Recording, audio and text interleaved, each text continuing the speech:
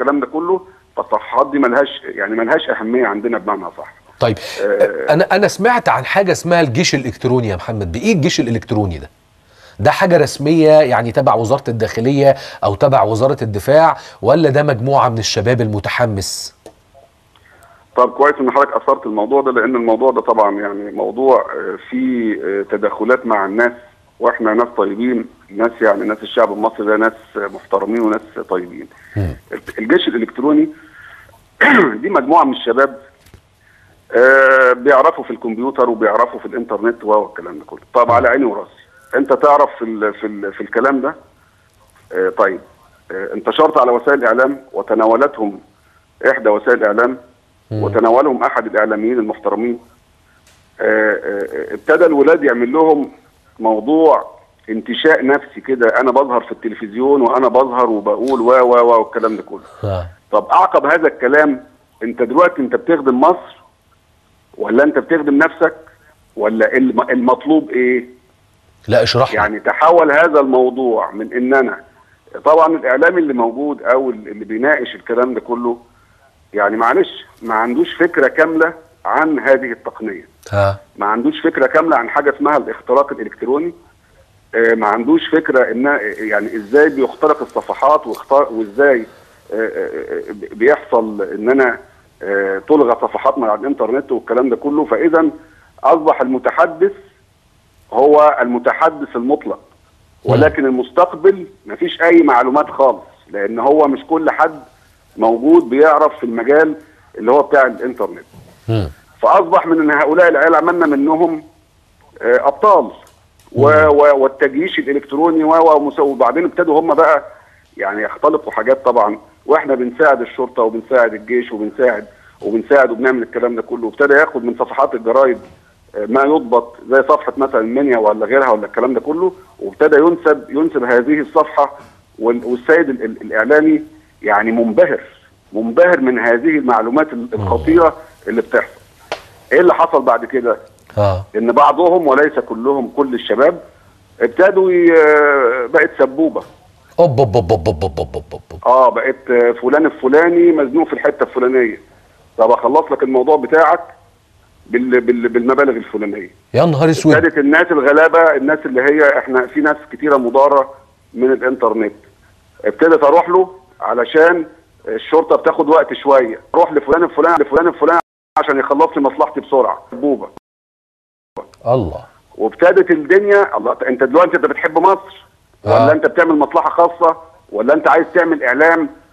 لدرجه ان احد الاشخاص اللي فيهم ابتدى في قناه عرضت عليه مثلا ان هو يطلع يدي دروس. الله، احنا وصل بينا الجهل للدرجه دي. احنا ما احناش يعني فوضى. اي حد كده يجي يضحك عليا.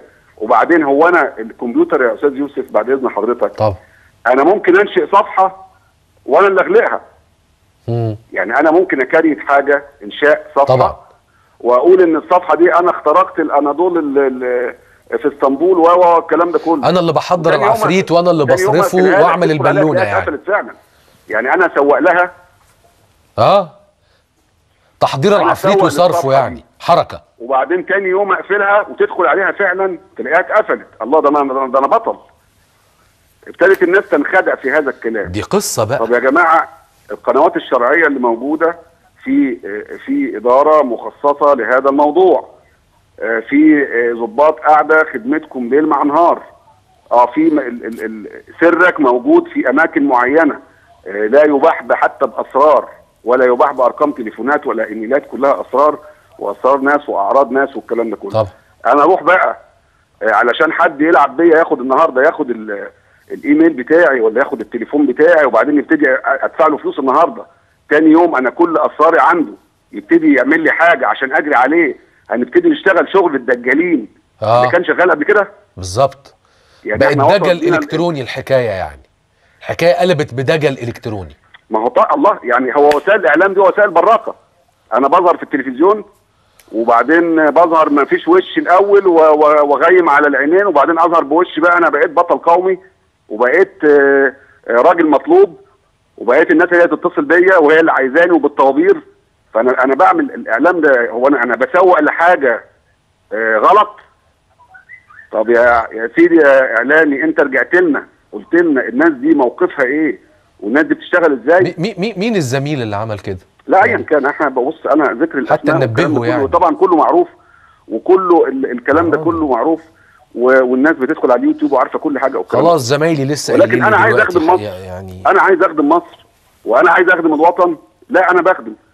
اذا كان هو مثلا حد فيهم بيقول انا ساعدت الشرطه والجيش، كتر خيرك الف شكر، انا مستعد اخد المعلومه بتاعتي من سواق تاكسي، من الراجل اللي ماشي في الشارع. ما هي اصل الحكايه ما بتمشيش كده يعني، إيه؟ والا بقى ساعتها كل واحد يقرر ان هو بقى يروح ينتقم مثلا من الاخوان في بيوتهم ويقول لك اصل انا كده بساعد مصر. لا احنا مش فوضى، يعني انا في بلد، في مؤسسه. ولا بساعد مصر عشان انا وطني؟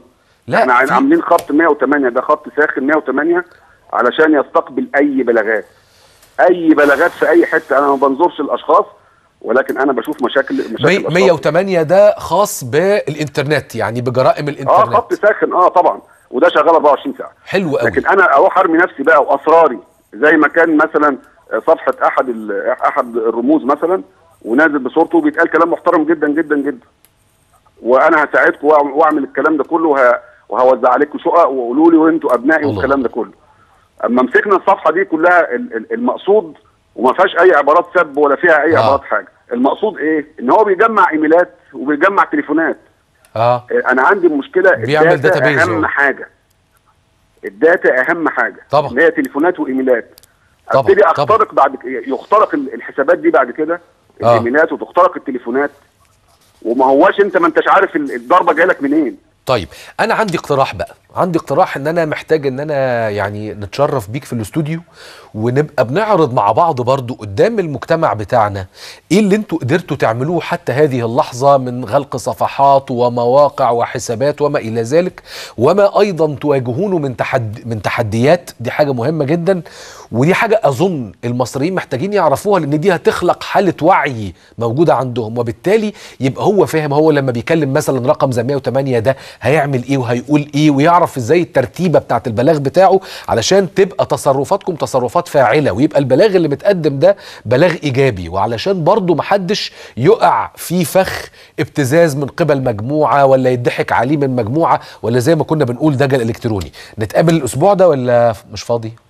انا يشرفني يوسف. لا ده شرف ليا والله العظيم. يعني ان شاء الله يعني ربنا يخليك، هننسق سوا. انا عايز اشكرك جدا سياده اللواء محمد عبد الواحد، مدير مباحث الانترنت بوزاره الداخليه المصريه. شكرا جدا لحضرتك. ادينا شفنا جزء من التحدي اللي بتواجهه المؤسسات المصريه، يمكن جزء من التحدي اللي بتواجهه مؤسسه الداخليه.